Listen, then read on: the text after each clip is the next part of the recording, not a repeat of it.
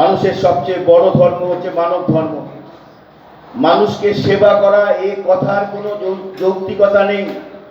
মানুষ মানুষের জন্য কাজ করবে এই কথা, এই ভাবনা, এটাই সভ্যতার অগ্রগতির প্রধান লক্ষণ। অত্যন্ত দুঃখ বেদনার সঙ্গে আজকের এই দিনে, এই মহান দার্শনিকের প্রয়াণ দিবসে আমরা সারা পৃথিবী জুড়ে দেখেছি যে পুঁজিবাদী এবং দক্ষিণপন্থী আগ্রাসন দেশে দেশে এমন অবস্থান তৈরি করেছে যা মানুষে মানুষে বিভেদ এনেছে। মানুষের যে ন্যূনতম অন্ন, বস্ত্র, বাসস্থানের জন্য যে আকুতি, যে ভাবনা, যে চিন্তা, যা প্রশাসনিক অবস্থান, তা দূর হয়ে গিয়েছে। মানুষ যখন নিরন্ন অবস্থায় ঘুমোতে যাচ্ছেন, পৃথিবীর প্রায় 50% মানুষ সারা পৃথিবীতে, তখন আমরা দেখতে পাচ্ছি ধর্মের ধ্বজাকে নিয়ে রাষ্ট্রযন্ত্রকে ব্যবহার করে একটার পর একটা ঘটনা ঘটে চলেছে সারা পৃথিবী জুড়ে। শিশু থেকে বৃদ্ধ কেউ রেহাই পাচ্ছে না। আজকে কবিগুরুর বাণী, তার বক্তব্য শুধুমাত্র আত্মবাক্য হিসেবে নয়, সমস্ত রাষ্ট্রনায়কদের উচিত তাকে গ্রহণ করা।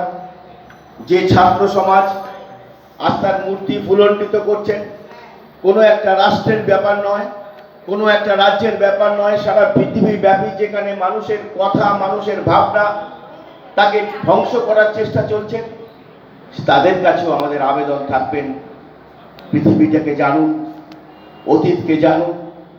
এই পৃথিবীর মহামানবের অবস্থানে যেভাবে মানুষের উন্নতি ঘটেছে, সভ্যতার বিকাশ ঘটেছে, বিজ্ঞান এবং প্রযুক্তিকে মানুষের কল্যাণে ব্যবহার করা হয়েছে, ইতিবাচক অবস্থানকে নিয়ে যাওয়ার কথা হচ্ছে, যার কথা রবীন্দ্রনাথ বারে বারে তার বিভিন্ন জায়গায় দাঁড়িয়ে বলেছেন।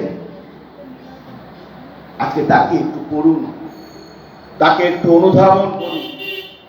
কোন রাষ্ট্রযন্ত্রের ভৌগোলিক পরিকাঠামোর মধ্যে, কোন সাম্প্রদায়িক প্রতিষ্ঠানের গোড়ামির মধ্যে তাকে আটকে রাখবেন না, মনকে উন্মুক্ত করুন। তার সাথে আমরা পশ্চিমবঙ্গ গণতান্ত্রিক লেখক শিল্পী সঙ্গে যারা সদস্য আছি, রাজ্য, উত্তর 24 পরগনা, বিরাটি আঞ্চলিক কমিটির মধ্যে আমাদেরকেও যুক্ত হতে হবে। মেরুদণ্ড সোজা করে আমাদেরকে পথে নামতে হবে। রবীন্দ্রনাথও পথে নেমেছিলেন 1905 সালে।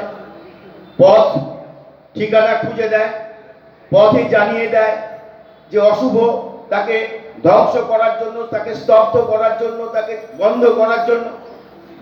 যে শুভ চেতনা আছে, মাথা উঁচু করে সেই শুভ চেতনাকে নিয়ে আমাদের পথে নামতে হবে। আজকে এই শোকের দিনে তাকে যখন স্মরণ করছি, তখন আমরা আমাদের ঘোষণাপত্রের সেই জায়গা থেকেই বলছি, মানুষের জন্য, মানুষের স্বাভাবিক প্রবৃত্তিকে গ্রহণ করার জন্য, মানুষের স্বাভাবিক জীবন ধারণের আচার আচরণকে গ্রহণ করার জন্য কোনো ঈশ্বর খুঁজতে হয় না, মানবতা এবং মানুষের পাশে দাঁড়াতে হয়। আজকে সেই কথা, সেই অঙ্গীকার করে তার প্রতি আমার বিনম্র নিবেদন অর্পণ করে আমার বক্তব্য শেষ করছি। ধন্যবাদ।